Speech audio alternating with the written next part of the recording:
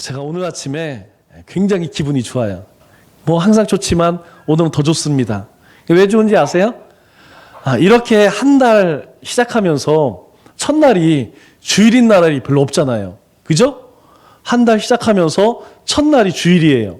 그런데 그 주일에 하나님 앞에 예배를 드림으로 시작을 해요. 얼마나 좋습니까? 그것도 좋은데 오늘 아침에 예배를 드리기 전에 화장실을 갔는데 비누가 바뀌었어요. 이 비누를 제가 1월 달부터 바꾸라고 그렇게 잔소리를 했는데 안 바꾸더니 드디어 바꿨습니다. 요만한 쪼가리 문질러도 딱 끼질 않아. 그런데 더 기쁜 것은 비누 거품을 갖다 놨어. 제가 깜짝 놀랐어요. 비누 거품 탁 이렇게 누르면 비누방울이 탁 나와서 손 씻기 아주 좋아요. 그래서 제가 참 창의적이다. 비누만 갖다 놓은 게 아니고 물비누, 거품 비누도 갖다 놔서 사용하는 사람이 쉽게 해놨어. 얼마나 창의적이에요. 제가 진짜 기쁜 것은 여러분 비누를 갖다 놓고 또 거품 비누를 갖다 놓은 그 마음이 누가 갖다 놨는지 모르겠어요. 그런데 제가 왜 기쁘냐면 그게 성도들을 생각하는 마음 아니겠어요? 누가 갖다 놓은지 모르겠지만 우리 성도들이 이 화장실을 갔다 와서 여자 화장실도 바뀌었나요? 여자 화장실은 모르겠는데 남자 화장실은 바뀌었어요. 그 성도를 생각하는 마음, 섬김의 마음으로 그렇게 준비를 해놨다는 것이 저는 많이 바뀐 거잖아요. 변화된 거잖아요. 많이 바뀌었구나. 그렇게 우리의 삶이 조금씩 바뀌어질 때에 하나님께서 얼마나 기뻐하시겠어요. 우리 성도들을 위해서 그렇게 좀 편리한 그런 마음을 담아서 그런 생각을 했다는 것이 저는 굉장히 기분이 좋더라고요. 1993년에 삼성이 로고를 대대적으로 바꿨어요. 그리고 바꾸면서 무엇을 외쳤냐면 세계 초인류 기업 많이 들어봤죠? 초인류 기업 그러면서 세계 인류를 강조했던 것이 이 삼성 로고를 바꾸면서 시작되었어요. 그때 나온 우리 광고를 한번 볼까요? 1876년 최초의 전화 발명 알렉산더 그랜웨이. 1969년 인류 최초의 탈착륙 닐 암스트롱. 역사는 1등만을 기억합니다. 세계 인류, 우리 경제의 마지막 선택입니다. 삼성. 네, 굉장히 익숙한 광고죠. 엄청나게 많이 나왔어요. 이 광고 가운데에서 우리 마음 가운데에 착 박히는 것이 무엇이냐면 역사는 누구만 기억한다? 1등만 기억한다. 그리고 후속으로 나온 것이 무엇이냐면 2등은 기억하지 않는다. 2등 기억하지 않는데요. 그런데 이게 시간이 지나면서 사실 처음에는 이 광고가 굉장히 성공한 광고예요. 세계 광고상도 받고 굉장히 유명한 광고입니다. 그런데 점점 시간이 지나면서 사람들 가운데에 그렇다면 1등은 기억하면 2등 이하는 사람도 아니냐 이제 이런 말이 나오기 시작했죠. 1등만 살아남고 나머지는 다 기억되지 않느냐. 나머지는 좌절이 되죠. 세상은 1등만 기억한다고 하면 거기 1등 되지 못하는 사람들은 무슨 소망을 가지고 살겠느냐. 그런 말들이 그런 조롱이 많이 뒤따랐죠. 행복한 사람이 되는 것 여러분 무엇일까요? 행복한 삶을 사는 것은 넘버원이 되는 게 아니에요. 항상 1등이 되는 것이 아니죠. 넘버원이 아니라 온리원이 되는 거예요. 오직 하나가 되는 것. 내가 나다운 것. 그런데 사람들은 누구나 남과 경쟁해서 이기는 넘버원이 되려고 합니다. 또 그렇게 요구를 해요. 최고가 되라. 1등이 되라. 1등이 되지 못하기 때문에 넘버원이 되지 못하기 때문에 좌절하고 낙심을 하게 되죠. 그런데 이 넘버원은 첫째가 되는 것은 되기 쉬운 일도 아니고 그 자리가 많은 것도 아니에요. 그러나 온리원은 오직 내가 되는 것은 비교할 필요도 없고 힘든 일이 아닙니다. 더욱이 그 자리는 하나가 아니에요. 사람 수만큼 그 자리는 많이 있습니다. 그래서 누구나 자신의 목적대로 살아가면 가치가 드러나고 영광이 임하는 것이죠. 세상의 모든 물건은 그 나름대로 만들어진 목적이 있죠. 여러분 다 가지고 있는 휴대폰의 기능이 무엇입니까? 목적이 뭐예요? 이 휴대폰의 첫 번째 목적은 무엇이냐면 통화하는 거예요. 전화하는 거예요. 전화 잘 되면 됩니다. 그것이 2G든 뭐 3G든 5G든 뭔 상관이겠어요. 잘 통화되고 문자 잘 되면 그 기능을 잘하는 것이죠. 그런데 만일 그 휴대폰을 가지고 라면을 끓여서 그 라면에 받침대로 쓴다고 하면, 그리고 그 휴대폰을 가지고 파리 잡는 데 쓴다고 하면 그 휴대폰은 제 가치를 하는 것이 아니에요. 이 휴대폰은 언제 어디서나 손쉽게 전화하고 문자하고 또 요즘에는 인터넷 사용하는 것, 그것이 그렇게 쓰여질 때에 휴대폰은 그 가치가 드러나는 것이죠. 볼펜도 마찬가지입니다. 펜은 글을 쓸 때 사용해야지 그 영광이 드러나죠.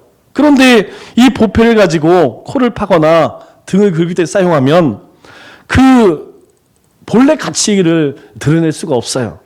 여러분 코를 팔 때는 무엇으로 파야 되죠? 코를 팔 때는 새끼손가락을 써야지 제격이에요. 등을 긁을 때에는 물론 아내의 손이 제일 시원하긴 하지만 그것도 한두 번이죠.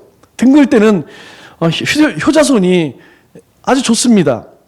모두 목적에 맞게 사용될 때에 가치가 드러나는 것이고 그 영광이 드러나는 것이에요. 하나님은 모든 사람에게 각자에게 맞는 은사를 주셨습니다. 그리고 그 주신 은사대로 사용될 때 영광이 드러나죠. 요즘에 한참 뜨는 가수가 누구냐면 송가인이라고 하는 가수예요. 이 송가인이라고 하는 사람은 미스트롯이라고 하는 경연대회를 통해서 1등한 사람인데 요즘에 뽕 따라가세라는 프로를 통해서 사람들에게 참 힘을 주는 그런 일들을 해요. 가수입니다. 노래 잘해요. 나이가 몇 살이냐면 32살이에요. 그런데 이 송가인이라고 하는 트롯 가수가 이런 이야기를 합니다. 트롯 가수로 성공하기 위해서는 자기만의 목소리가 있어야 한다. 자기만의 고유한 소리로 노래를 불러야 호소력이 있다. 그저 남을 흉내내기만 한다면 결코 성공할 수 없다. 이렇게 이야기해요. 제가 이 이야기를 듣고 이 송가인 씨의 노래를 들으니까 다른 사람들과 좀 다르다는 것을 느꼈어요. 왜냐하면 그 트롯 경연대회에 나온 사람들이 참 많습니다. 그런데 그들이 하나같이 노래를 부를 때에 흉내를 내는 거예요. 자기가 부르는 원래 가수의 흉내를 내는 거예요. 그러니까 자기의 개성이 잘 드러나지 않아요. 그런데 이 송가인 씨의 노래를 제가 쭉 들어보니까 그 노래를 자기 것으로 만들어. 그래서 자기의 목소리로 자기의 감정을 담아서 노래를 부르더라고요. 그러니까 사람들에게 호소력이 있는 거예요. 똑같은 노래이지만 원래의 가수의 목소리를 흉내내는 것이 아니라 자기의 감정과 자기의 목소리로 그것을 소화해서 부르니까 다른 사람들이 원래 불었던 원곡의 가수의 그 감동보다 새로운 또 다른 감동을 받는 것이죠. 세상에서 가장 강해지는 비결은 내 자신이 내가 되는 거예요. 내가 내 자신 되는 거예요. 세상에 가장 쉽게 일하는 방법 역시 내 자신이 되는 것입니다. 저는 지금 성격이요 많이 좀 바뀌어져서 낙관적이고 낙천적이에요. 이전에는 그러지 않았습니다. 예배를 드리기 전에 이 의자가 하나 삐뚤어지면 막 견딜 수가 없어요. 원래 계획한 대로 일이 진행되어지지 않으면 막 마음속에서 막 참을 수가 없었어요. 모든 일들은 완전하게 계획되어지고 완전하게 실행되어져야 돼요. 그래서 결과가 계획한 대로 되지 않으면 제 자신뿐만 아니라 여러 사람들 잡죠. 그러니 뭐 함께 사역했던 사람들이 얼마나 힘들겠어요. 다 막 죽을 맛이죠. 그런데 결과는 좋아요. 그런데 어느 순간부터 그것이 잘못되었다는 것을 알게 되었어요. 왜냐하면 그리스도인은요 자기 멋대로 사는 것이 아니라 하나님의 뜻대로 사는 것이 중요해요. 그래서 제가 그때부터 어떻게 바뀌었냐면 하나님의 스타일로 바꾸자. 하나님의 스타일로 그냥 내가 못하면 안 달라서 막 그렇게 독촉하고 막 괴롭게 사는 것이 아니고 하나님께서 기뻐하시는 방법으로 바꾸자. 그래서 하나님의 스타일로 바꿔갔어요. 그런데 참 고마운 것은 제가 첫 사역지에서 9년, 그리고 두 번째 사역지에서 8년, 그리고 우리 남청주 교회 오기 전에 2년 반을 사역했는데 그 함께 사역했던 담임 목사님들이 하나같이 저에게 무엇을 요구하냐면 이걸 요구해요. 내 사역은 내 목회다. 즉 내가 교구를 맡든 뭐 영성훈련을 하든 양육훈련을 하든 전도를 하든 다 내가 해라. 내가 간섭하지 않겠다. 내가 맡은 모든 사역들은 너의 목회니까 네가 알아서 해라. 사실 이것이요 쉬운 것 같지만 어렵습니다. 왜냐하면 지시를 받으면 지시한 것만 하면 돼요. 가서 밥해, 밥만 하면 돼요. 청소해, 청소만 하면 됩니다. 그런데 이번 주에 행사가 있으니까 알아서 해. 그러면 환경도 바꿔야지, 음식도 준비해야지, 일할 일꾼도 세워야 되지, 뭐 여러 가지 신경 쓸 게 너무너무 많이 있죠. 더 중요한 것은 그렇게 맡겨놓으면요 다 내가 책임을 져야 돼요. 네가 알아서 해. 사실 세상에서 제일 무서운 말이에요. 그 일에 대해서 네가 책임지어라. 교회도 보면 그런 교회들이 있습니다. 목사님이 자신의 목회 스타일로 하는 사람이 있고 또 뭐 유행하는 것들이 있어요. 전도에도 막 되게 유행이 있고 목회도 유행이 있어요.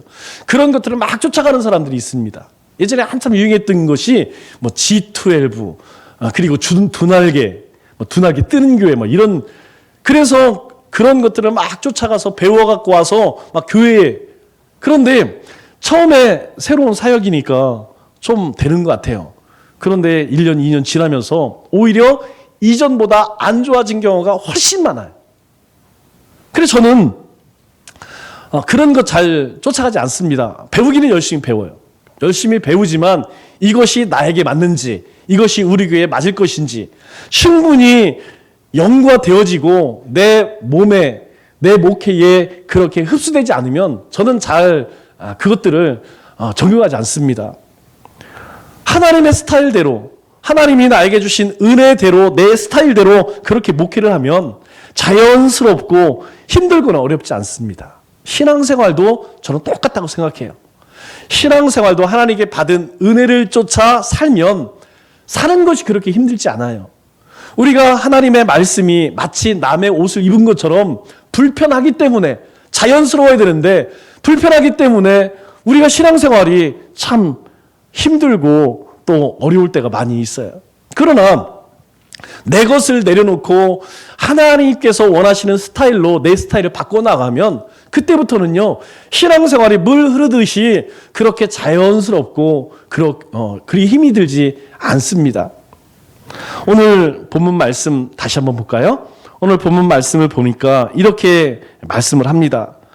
하나님께서는 우리 모두에게 하나님께서 주신 특별함이 있다라고 이야기해요. 그 특별함이 무엇이냐면 우리는 그가 만드신 바라 이렇게 이야기합니다. 우리의 한 사람 한 사람이 특별한 이유가 무엇이냐? 하나님께서요 바로 우리 한 사람 한 사람을 지으셨다, 만드셨다 이렇게 말씀합니다. 이 만드신 바라는 말을 헬라어로 포이에마라고 이야기하는데, 이 포이에마라고 하는 말에서 어떤 단어가 나왔냐면 포임이란 말이 나왔어요. 여러분 포임 어디서 많이 들어보지 않았어요? 시라는 말이잖아요. 이 시라는 말은 모든 사람들이 하나님께서 우리를 만드실 때에 아름다운 시처럼 만드셨다는 거예요. 그래서 우리가 아름다운 시처럼 살기를 원하신다는 것이죠. 뿐만 아니라 모든 사람이 똑같이 천편일률적으로 살지 않기를 원하신다는 거예요. 저렇게 사는 것이 정답이다, 저렇게 사는 것이 모범이다, 그래서 똑같이 그렇게 살기를 원하지 않는다는 것입니다. 서로 다른 아름다운 시처럼 각자의 개성을 하나님은 드러내시기를 원한다는 거예요.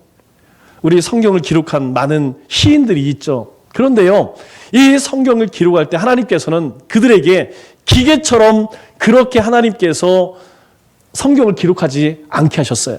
성경은요, 성경의 저자들이 가지고 있는 지식, 학문, 그리고 그들의 성격, 경험, 그런 것들을 통하여서 성경을 기록하게 하셨다는 거예요. 무엇입니까?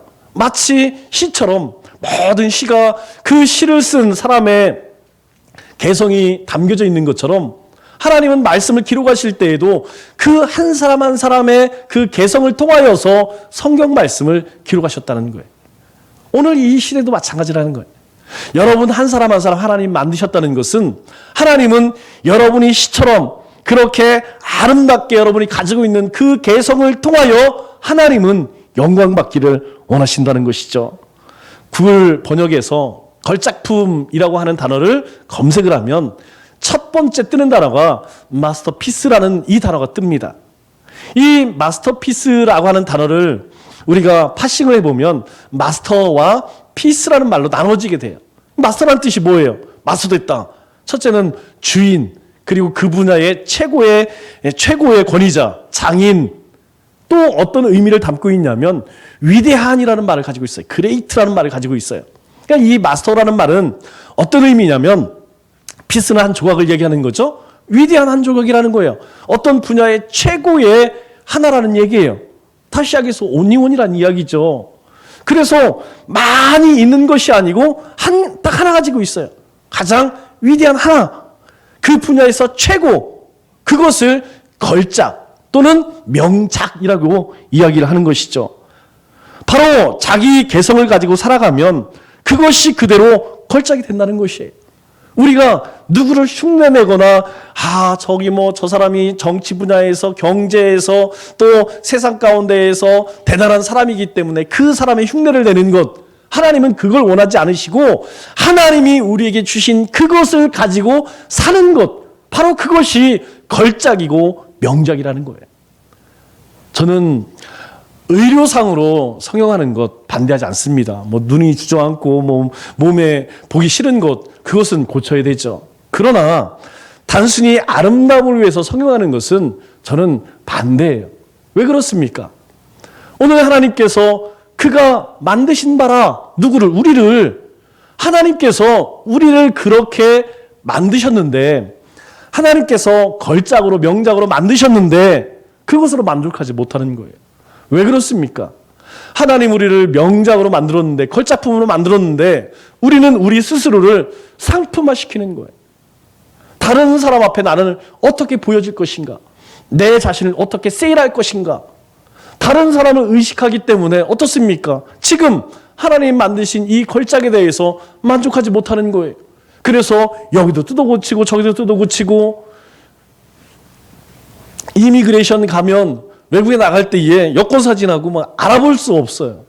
왜 그래요? 걸작품을 상품을 만든 거예요. 왜 우리가 걸작으로 살아야 할까요? 그것을 10절에 이렇게 말씀하고 있습니다. 10절 우리 상 중반절에 보니까 하나님께서 그리스도 예수 안에서 선한 일을 위하여 지으심을 받았다라고 이야기해요. 하나님이 우리를 만드셨는데 만드신 이유가 무엇이냐?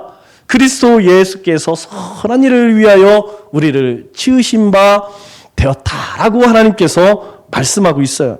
이 말의 의미는 무엇이냐면 이전, 즉 우리가 구원받기 전에 우리는 영적으로 완전히 죽었었는데 예수님께서 함께 하셔서 우리를 살리시고 또 그리스도와 함께 우리를 일으키셔서 그리스도와 함께 앉게 하셨다는 거예요. 영광의 자리에, 그 의자리에, 그 생명의 자리에 우리를 부르시고 그곳에 앉히셨다, 이 말입니다.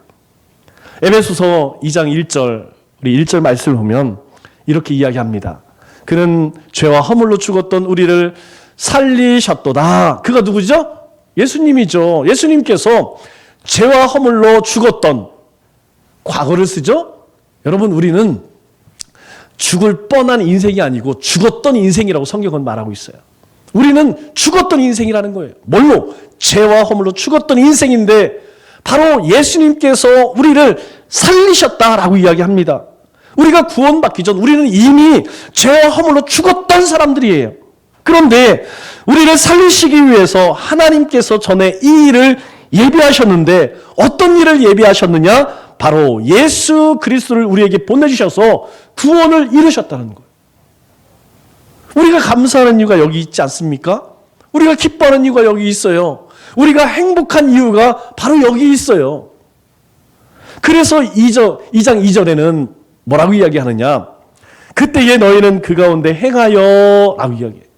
그때 행한다는 것은 우리가 죄와 허물로 죽었던 그때를 이야기합니다. 너희가 그때, 즉 죄와 허물로 완전히 죽었을 그때에는 어떻게 했습니까? 세상 풍조를 따르고 공중 권세 잡은 자를 따르고 불순종 가운데 사는 악한 영, 그 역사하는 영 가운데 살았다는 거예요. 그래서 우리의 삶 가운데 선한 것이 있습니까? 없어요. 제가 어제 머리를 자르러 미용실에 갔는데 그 미용실 사장님이 그래요. 사람들이 왜 그런지 모르겠대요. 이사를 가야 된대요. 건물 주인도 그리고 뭐 주변에 사는 사람들도 다 갑질이야. 왜? 그들이 먼저 들어왔기 때문에 주차장도 우리가 먼저 써야 되고 그리고 편의시설도 우리가 먼저 써야 되고 당신은 늦게 들어왔으니까 손해보세요. 그런데 장사하는 입장에서 그럴 수 있나요? 이 생존의 문제잖아요. 그래서 어쩔 수 없이 1년 동안 싸우다 결국은 이 자리를 내놓고 다른 데로 가야겠습니다. 그래서 제가 그리고 이사 가면 주소를 알려주세요. 제가 갈게요. 그러면서 하소연하기를 뭐냐면 왜 그렇게 사람들이 나쁜지 모르겠대요. 왜 이렇게 나를 괴롭히는지 모르겠대요. 그래서 제가 그런 이야기를 했습니다. 맞습니다. 사람은 원래 그래요. 아니 원래 왜 그렇습니까? 그렇게 이야기를 하더라고요. 그래서 제가 무슨 이야기를 했냐면 한번 생각을 해보세요. 우리가 착한 일, 선한 일, 그 일을 할 때에는 우리가 마음을 먹고 다짐하지 않으면 못합니다. 우리가 누군가를 돕거나 하나님이 기뻐하는 일을 할 때는 우리의 의지라고 하는 것을 사용해야만 합니다. 그러나 나쁜 일을 할 때는 어떻습니까? 우리가 마음 먹지 않아도 나쁜 일은 저절로 행해지잖아요. 우리가 선한 일을 하는 것이 쉽습니까? 나쁜 일을 하기 쉽습니까? 여러분, 우리의 삶에요, 선한 일보다 나쁜 일을 하기가 훨씬 쉬워요. 왜 그러느냐? 바로 우리 안에는 죄라고 하는 DNA가 있기 때문이다. 유전자 안에 바로 죄라고 하는 본성이 있기 때문에 우리는 앉거나 행하거나 무엇을 하든 간에 나도 모르는 부지불식 가운데 죄를 행할 수밖에 없다. 저 사람들 보세요. 저 사람들이 그런 일을 하고 싶어서 하는 것이 아니라 자기도 모르는 사이에 그렇게 악한 일을 하는 것이다. 여러분, 오늘 성경의 사도 바울은 그것을 뭐라고 이야기해요? 죄와 허물로 죽었다고 이야기해요. 우리는 그런 존재였습니다. 그런데 10절 말씀을 보니까 이렇게 이야기를 해요. 우리가 이전에 죄 가운데에서 그렇게 행했던 것처럼 오늘 10절에는 뭐라고 이야기하냐면 그 가운데에서 행하게 하려 하심이라. 무엇을? 전에 예비하신 그것, 우리로 그 가운데 행하게 하려 하심이라. 전에 예비하신 것이 무엇이에요? 바로 예수 그리스도를 우리 가운데 보내셔서 우리를 새로운 피조물로 만드시는 것이죠. 회복시키는 것이죠. 그런데 2절에도 행하여, 10절에도 행하여라는 말이 같이 나오고 있어요. 이 행하여라고 하는 말을 문자적으로 그대로 해석하면, 원어 그대로 해석을 하면 걷다라고 하는 뜻이에요. 걷다. 그러게 이전에는 우리가 죄와 허물로 걸었다는 거예요. 죄와 허물과 함께 걸었다는 거예요. 그런데 이제는 다른 존재로 걸어요. 이전에는 죄를 먹고 마시고 그렇게 사는 존재였는데 이제는 우리가 새로운 피조물이 되어서 하나님과 동행하는, 하나님의 말씀 안에 사는 존재로 그렇게 바뀌어졌다는 거예요. 여러분, 우리 삶이 그렇지 않아요? 사람들은요, 죄와 허물을 쫓아 살아요. 그러나 우리는 매일매일 삶을 하나님의 말씀과 함께, 하나님과 함께 동행하는 삶을 살잖아요. 왜 그렇습니까? 바로 지금은 선한 일을 위해서, 바로 태초 전부터 그 존재의 목적대로, 또 우리의 창조의 목적대로, 그 목적을 따라서 우리 가운데에 그 존재의 목적을 따라 행할 수 있도록, 주님과 함께 걸을 수 있도록 그렇게 하나님께서 우리를 만드셨다라고 성경은 말하고 있어요. 그래서 오늘 말씀 시작을 주님이 우리를 만드신 바다 그렇게 말씀합니다. 우리 10절 하반절 말씀을 보니까 이렇게 이야기를 하죠. 뭐라고 이야기하냐? 우리로 그 가운데에서 행하게 하심이라. 그런데 그것은요, 이전에 하나님께서 예비하셨대요. 그 예비한 것이 무엇이냐? 예수 그리스도께서 선한 일을 위해서 우리를 새롭게 지으셨다라고 말씀합니다. 즉 하나님의 뜻에 맞게 하나님께서 우리를 다시 새로운 피조물로 그렇게 만드셔서 하나님의 그 지으신 목적대로 살게 하셨다는 거예요. 이 변화된 모습을 사도 바울은요, 오늘 우리는 그가 만드신 바다 이렇게 설명하고 있죠. 우리는요, 하나님이 만드신 바라, 하나님이 지으셨다는 거예요. 하나님 우리를 새롭게 하셨다는 거예요. 우리를 거듭나게 하셨다는 거예요. 우리 가운데 영원한 생명을 누리게 하셨다고 그렇게 말씀해요. 이 말씀에 사용된 말이 뭐라고 했죠? 포이에마라는 말이었죠. 이 포이에마라고 하는 말은 성경에서요, 딱 두 번 쓰입니다. 오늘 본문과 하나님이 세상을 만드셨다라고 할 때에 그 만드셨다라고 할 때 두 번밖에 쓰이지 않는 단어예요. 그래서 이 포이에마라고 하는 이 단어는 포이에오라고 하는 말에서 나왔는데, 이 포이에오라고 하는 말은 우리 영어로 이야기하면 make 또는 create 또는 shape. 이 말의 뜻이 무엇이냐면 만들다, 창조하다, 형상을 짓다라고 하는 뜻이에요. 그러니까 하나님께서 만드셨다는 것은 무엇을 의미하냐면 하나님께서 창조하신 창조물이라는 거예요. 하나님께 직접 지으신, 하나님의 형상으로 지으신 피조물이라는 거예요. 사도 바울은 하나님의 은혜로 구원받은 우리 한 사람 한 사람이 바로 하나님이 직접 만드신 걸작이요 명품이다, 그렇게 설명하고 있는 것입니다. 우리는 하나님이 지으셨어요. 여러분 모두는 하나님이 만드셨습니다. 여기서 만드셨다는 것, 그것은 하나님께서 공예의 작품을 만들듯이, 정말로 아름다운 작품을 만들듯이 그렇게 우리 한 사람 한 사람을 하나님께서 친히 빚으셔서 우리를 지으셨다는 것을 말씀하고 있죠. 그런데요, 오늘 본문에 어느 날 갑자기 하나님께서 그렇게 만드신 것이 아니고 하나님이 전에 예비하신 대로 그렇게 하셨다라고 이야기해요. 즉 창조 전부터 하나님께서 우리를 예비하셔서 본질상 진노의 자녀였던 우리들을 하나님은 포기하지 않으셔요. 오히려 우리를 사랑하셔서 그리스도와 함께 이 일을 이루어내게 하셨다는 거예요. 누가요? 여러분 한 사람 한 사람. 여러분, 우리가 그런 존재입니다.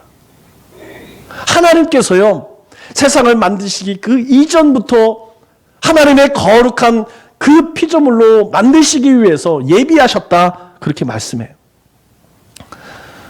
우리는 주님 안에서 새로운 피조물이 되었습니다. 하나님께서 우리를 지으신 이유가 무엇입니까? 하나님이 우리를 만드신 이유가 무엇이에요? 우리 에베소서 1장 14절에는 이렇게 설명을 합니다. 뭐라고 설명하느냐? 그의 영광을 찬송하게 하려 하심이라. 하나님이 우리를 만드신 이유는 무엇이냐면 그 하나님의 영광, 그 영광을 찬송케 하는 존재로 우리를 만드셨다. 그래서 1장 14절에는 영광을 찬송하기 위해 우리를 만드셨다. 그리고 오늘 본문에는 선한 일 가운데 행하시기 위해 우리를 지으셨다, 만드셨다, 이렇게 말씀하고 있죠. 여러분, 그래서 only one, 오직 하나를 지향하는 사람은 하나님이 주시는 평안함과 자신감이 있어요. 내가 하나님의 걸작이다, 하나님이 만드신 명품이다라고 생각을 하면 그 인생은요, 하나님이 주신 축복을 누려요. 여러분, 자기가 자기 자신으로 사는 것이 뭐가 힘들겠어요? 개가 개처럼, 또 지렁이가 지렁이처럼 사는 것이 힘들까요? 아니죠. 여러분, 개가 사람처럼 살려고 하니까 힘든 것이지 개가 개처럼 살면 힘들 게 없어요. 지렁이가 지렁이처럼 사는 게 뭐가 힘들겠어요? 지렁이가 뱀처럼 살려고 하니까 힘이 들지요. 사람도 마찬가지입니다. 사람도 하나님이 주신 그대로 살아가면 힘들 일이 없어요. 사람이요, 왜 힘드냐면 오늘 말씀을 보니까 하나님의 영광을 찬송케 하는 존재로, 또 하나님 가운데 선한 일들을 위해서 살아가면요 힘들지 않다는 거예요. 그런데 그 목적대로 살지 않기 때문에 우리 인생이 정말 힘든 거예요. 우리 인생이 왜 고단하고 힘이 듭니까? 나 아닌 남이 되어 살기 위해서, 온이 원이 아니라 넘버 원이 되기 위해서 어느 분야든 어떤 일을 하든 거기에서 내 존재를 드러내기 위해서 살기 때문에 힘든 거 아니에요? 제가 주일날 예전에 예배를 드리고 난 후에 참 힘이 든다라고 이야기하는 사람들이 많아요. 교회에 와서 주일날 하나님께 예배를 드리고 봉사를 하는 사람들 가운데에 오늘 참 피곤합니다. 참 힘들었습니다. 제가 그 이야기를 들을 때에 좀 이상해요. 뭔가 이상해. 아니 주님의 날 주님께 예배를 드리고 몸된 교회를 섬기는데 왜 피곤하고 힘이 들까? 제가 그것에 대해서 가만히 생각해 보니까 그런 것 같아요. 그것은 자기 자신이 아니라 남을 의식해 쇼를 했기 때문에 힘들다. 그런 말이 나오는 것 같습니다. 자기 자신이 하나님께 찬양이 되고 예배가 되고 사역자가 된다고 하면 힘이 들까요? 여러분 우리 집에서 자식들에게 남편에게 밥을 하는 아내들이 그것이 힘이 든 이유가 무엇입니까? 인정받기 원할 때에 힘이 드는 거예요. 그러나 내가 우리의 가족이 되고 내 엄마가 되고 아내가 된다고 하면 우리 가정에서 하는 일이요 힘이 들지 않는 거예요. 우리 남편들이 나가서 열심히 일을 합니다. 그 일을 할 때에 돈을 벌어서 내가 이렇게 너희들을 위해 헌신한다. 그거 드러낸 순간부터요 일이 힘이 들어요. 그러나 내가 열심히 일하는 것으로 내 자녀들이, 우리 아내가, 우리의 가정이, 우리가 그렇게 행복하게 살 수 있어라고 생각하면요 우리가 세상에 나가서 일하는 것이 그렇게 힘이 들지 않아요. 그런데 다른 사람에게 보여줘야 하기 때문에 우리 직장 종류들에게 인정을 받아야 하고 우리 가정 자녀들에게, 아내에게, 남편에게 인정을 받아야 하는 그런 인생을 사니까 그 일이 힘들어지는 게 아니겠어요? 신앙생활도 마찬가지예요. 하나님이 나에게 주신 믿음과 우리의 자신이 하나님께 드려진 찬송이요 하나님께 드려진 예배가 되어진다면 하나님께 드려지는 예배가, 하나님께 드리는 헌신이 왜 피곤할까요? 내 자신이 찬양이 되어지고 내 자신이 예배가 되어지고 내 자신이 교제가 되어지고 그리고 내 자신이 헌신이 되어진다면 오히려 우리의 헌신과 예배를 통해서 우리는 더 힘이 나는 거예요. 자기 자신으로 살아갈 때에 피곤하지 않는 것입니다. 오히려 더 많은 사역들을 감당할 수 있죠. 야곱이 평생 경쟁 속에서 살았습니다. 야곱이 그렇게 경쟁 가운데 살았던 이유가 뭐냐면 항상 넘버원이 되고 싶었어요. 그는 뱃속에 있을 때부터 나와서 하나님의 약속을 기다리지 못하고 장자의 축복받기 위해서 엄마하고 짝짝꿍해서 결국 20년 동안 삼촌 집에 가서 얼마나 큰 괴로움을 겪습니까? 그래서 야곱의 인생을 우리가 성경을 통해 보면 그는 늘 번민과 갈등과 고난이 그치지 않았어요. 그런데 그가 말년에 깨달았습니다. 말년에 무엇을 깨달았느냐? 창세기 47장 8절 9절 말씀을 보니까 그가 바로 앞에서 무엇이라고 고백하냐면 내 나그네 길의 세월이, 즉 내가 130년 지금 살았는데 자기 인생을 돌이켜서 뭐라고 이야기하냐면 내 나그네 길의 세월이, 이렇게 이야기해요. 내 인생 돌아보니까 나그네 같은 인생 살았다는 거예요. 내 나그네 같은 삶 돌아보니까 험악한 세월을 살았다는 거예요. 그가 고백하는 것입니다. 그런데요 그가 그것을 깨달았어요. 내가 헛된 인생을 살았구나. 내가 하나님이 주신 그 하나님의 축복을 누리지 못하고 내 힘으로 아등바등 살았구나. 험악한 생을 살았구나. 그걸 깨닫고 나서 10절 말씀을 보면 야곱이 바로에게 축복하고, 여러분 야곱은 누구를 축복하는 사람이 아니었어요. 야곱은요 형의 축복을 빼앗기 위해 아버지를 속여서 그것을 받기를 원했던 사람이에요. 삼촌의 집에 가서요 악착같이 살았습니다. 라헬을 얻기 위해서 3명의 아내를 얻었어요. 그리고 나올 때조차 그가 빈손으로 나올 수 없어서 악착같이 얼룩진 양과 염소를 얻기 위해서 부단히 애를 쓴 사람이에요. 그렇게 살았던 사람이 이제는요, 바로를 축복하는 인생으로 바뀌어졌어요. 저와 함께 사역했던 목사님이 한 분 계세요. 지금 크로아티아에서 선교사로 계신데, 이 강정훈 선교사님이세요. 강정훈 선교사님이 올린, 페북에 올린 글로 오늘 말씀을 맺으려고 해요. 여러분, 이 사진을 보면 총명해 보입니까? 여러분, 이 선교사님 한번 가만히 보세요. 이 눈동자가 이 동태눈 같아요. 제가 많은 사역자들과 함께 부교육자 사역을 했는데, 그 가운데서 유일하게 목사님에게 잘린 사람입니다. 무능해서, 무능력해서, 일 못해서, 말을 하면 말귀를 못 알아들어. 그런데 하나님께서요, 이 선교사님에게 크로아티아로 보내서 선교사로 쓰임받게 하세요.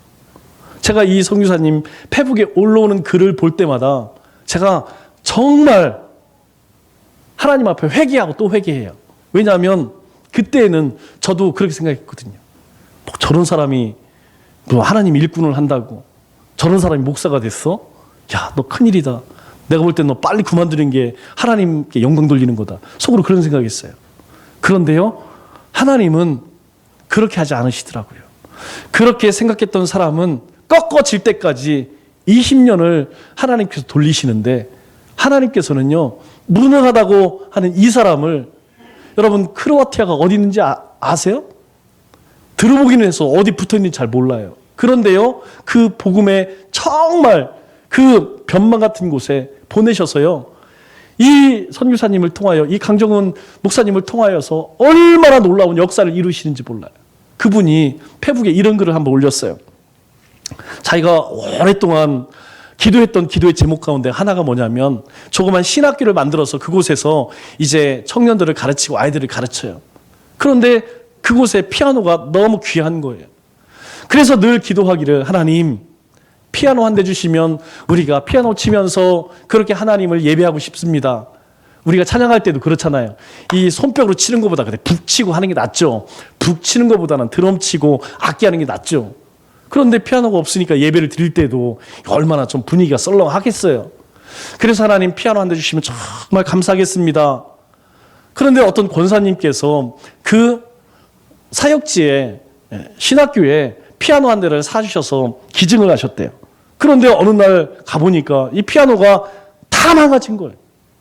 누군가 와서 도끼로 다 두드려 부셔갖고 피아노가 쓸 수가 없는 거예요. 그래서 나중에 알아보니까 이 주변의 사람들이 먹고 살기 힘든 거예요. 여러분, 크로아티아가 여름에도 시원하지만 겨울에는 더 시원해요. 엄청 춥습니다. 그런데 춥고, 그리고 먹고 살기 힘드니까 이 피아노를 때려 부셔서, 피아노 나무가 좋잖아요. 그것을 다발로 갖다가 내다 팔어 일부를 얻어서 그걸로 먹을 빵을 샀다는 거예요. 그 동네 사람들이, 분명 거기 있는 성도도 같이 했겠죠. 뭐 모르는 사람이 해 먹겠어요? 아마 누군가, 야, 우리 교회에 이런 게 새로 들어왔는데 그거 때려 부셔서 우리가 팔아먹자. 그거 팔아갖고 빵을 사 먹었다는 거예요. 왜 그랬을까요? 그것은요, 그곳 사람들이 아직 그 피아노의 가치를 몰랐기 때문이에요. 얼마나 안타까운 일입니까? 그런데 더 안타까운 일은 무엇이냐면, 우리의 구원의 목적인 하나님의 아름다운 소리를 내는 피아노 같이 주님이 우리를 창조하신 존재의 목적을 현실의 문제로, 배고픔의 문제로 바꿔버렸다는 거예요. 여러분, 우리의 삶은 어떻습니까? 하나님이 분명 우리를 창조하신 목적대로 그렇게 쓰임받기를 원하세요. 오늘 에베소서의 말씀처럼 바로 하나님의 영광을 찬양하고, 그리고 우리를 지으신 그 하나님을 경배하기로 우리를 만드셨는데, 우리는 그 목적을 잘 깨닫지 못해요. 선을 위해서 선을 위해서 구원을 받았음에도 불구하고 그 목적을 알지 못하고 살아가고 있다는 거예요. 2019년 하반기가 시작됐습니다.